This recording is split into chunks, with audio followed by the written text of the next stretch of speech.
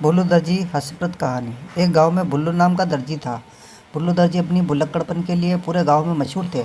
आलम यह था कि कोई उन्हें कुर्ता सिलने को कपड़ा देता तो वे उसका पायजामा सिल देते, और यदि कोई जांघिया सिलने को कपड़ा देता उसका रुमाल बना देते थे। धीरे धीरे गाँव वालों ने उनको काम देना बंद कर दिया। एक दिन उनकी पत्नी ने कहा, आपसे अब सिलाई का काम नहीं होगा, आप ये पैसे लीजिए और जाइए गाय खरीद कर लाइए, उसका दूध बेचकर हम लोग अपना गुजारा करेंगे। आपको अब कोई गाँव वाला कपड़ा सिलने को नहीं देगा। भुल्लू जी पैसे लेकर गाय खरीदने को घर से चले, लेकिन रास्ते में भूल गए कि मैं किस काम से आया हूँ।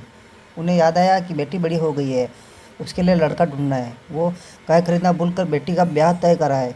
घर वापस आने पर पत्नी से डांट खाकर चुप रह गए, लेकिन वो ये भी भूल गए कि बेटी की शादी का दिन निश्चित है। और जब खुद ही भूल गए तो पत्नी या गांव वालों को कहाँ से बताते। तय समय पर बेटे वाले बारात लेकर गांव के बाहर आकर बाजा बजाने लगे, और गांव वाले सोच रहे थे कि किसके यहाँ बारात आई है। प्रधान जी को बारात के पास भेजा गया कि जाकर उन्हें बताइए कि वो लोग रास्ता भूल गए हैं, हमारे गांव में कोई शादी नहीं है। प्रधान जी पहुंचे बारात के पास और उन्हें बताया कि हमारे यहाँ कोई शादी नहीं है, आप लोगों को किस गाँव जाना है, मुझे बताएं, शायद मैं आपको रास्ता बता सकूँ। उधर से जो जवाब दिया गया उसे सुनकर गांव वालों के होश उड़ गए। उन्हें समझ में आ गया ये भुल्लू दर्जी की करामत है।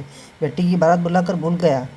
गांव वालों ने अपनी इज्जत बचाने के लिए किसी तरह सारी तैयारियां आनन फानन में की, और शादी की रस्में संपन्न होने लगी। लेकिन मुसीबत अभी बाकी थी।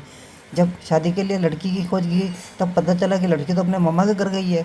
उसे तो पता ही नहीं है कि मेरे शादी के लिए बारात मेरे घर पहुंची है। तुरंत बुल्लू दर्जी को दौड़ाया, जाओ उसको लेकर आओ, तब तक हम बारातियों को उलझा कर रखते हैं। हद तो तब हो गई जब बुल्लू वहाँ जाकर भी भूल गए कि मैं बेटी को ले जाने आया हूँ। खाना पीना खाया और सो गए। उधर जब शादी के समय जब लड़की उपस्थित नहीं हुई तो बाराती नाराज होकर लौट गए। सुबह बुल्लू को याद आया कि अरे मैं तो बेटी को ले जाने आया था। बेटी को साथ में लेकर चले घर की ओर। रास्ते में संयोग से लौटती बारात से सामना हो गया, और वही हाथ पैर जोड़कर पासी के एक मंदिर में शादी संपन्न हुई।